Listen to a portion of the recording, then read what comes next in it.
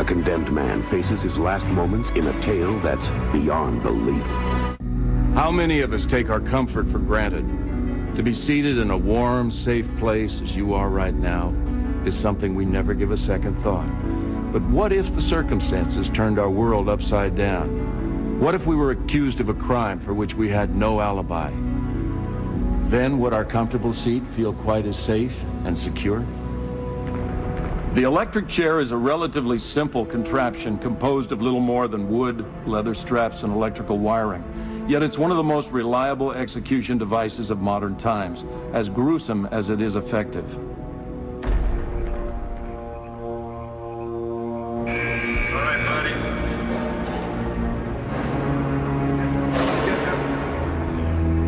It's time. Hang in there. Be brave, Kate. Be brave. Even the most hardened criminal can't escape the fear of knowing he's about to die. The man behind bars would be next to take that long, lonely walk. But for now, another man had an appointment to keep. An appointment booked by a judge and jury.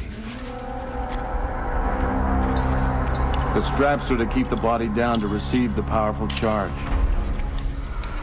The blindfold goes back to the days of the firing squad. For electrocutions, it also holds the eyes in place. The final touch, and now all that remains is the lever. Time. Within days, it would be time for this man to take his seat in the death chamber. Raymond Michael Edmonston, convicted of first-degree murder. It was attorney Lee Calvin's first case as public defender. He believed in the innocence of his client, but he couldn't convince the state. Ray Edmonston's execution was drawing closer. There was a meal and then a walk back to his solitary cell, where he would have time to think about the circumstances that brought him to this point and how much different his future might have been. A future that right now had only a few hours left. I'm sorry, Ray. I did my best. It's okay. You did what you could do. Okay, Ray, back to the cell. Two eyewitnesses had identified Ray as the man they saw gun down the owner of the convenience store. There was no physical evidence. The weapon used to commit the murder was never found. Ray had no alibi. Calvin had no defense.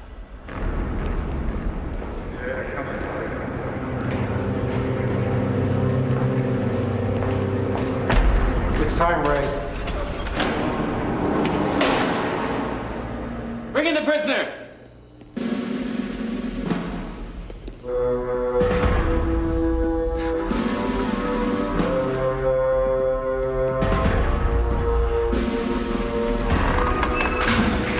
Hold on. It's all right.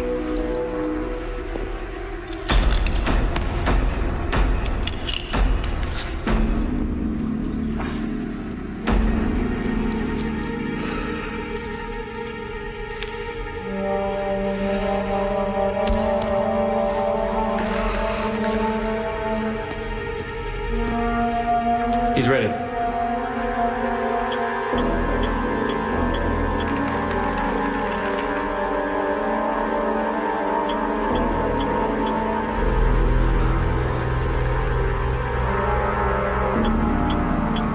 Time.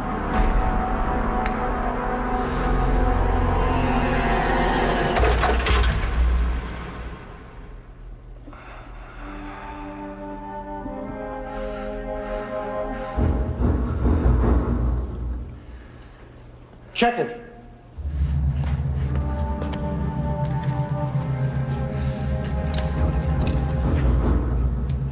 All right? Again.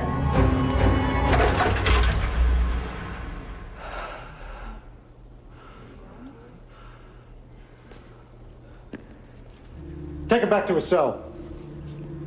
What his lawyer couldn't do had been accomplished by fate. Edmonston was granted a 24-hour reprieve. Prison officials worked all night and found no electrical defect.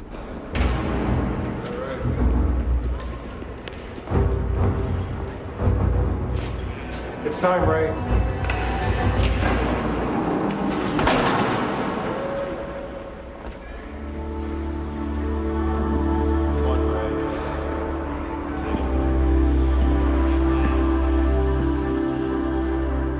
At the exact same moment the execution failed, another crime was taking place.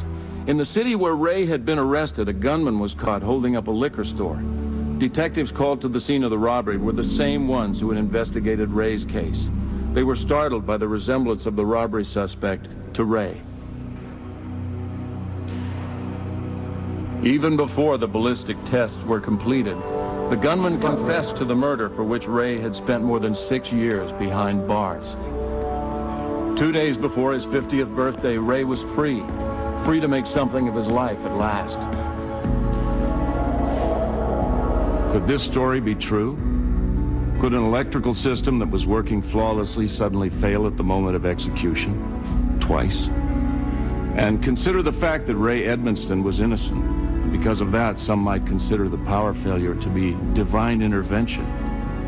Or is the explanation as simple as those mornings when your car engine won't turn over for several times and then suddenly kicks right in? Or that bulb in your house that only goes on when it wants to?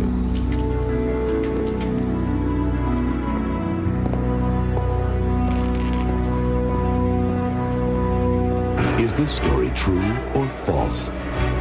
We'll tell you in the final moments of our show.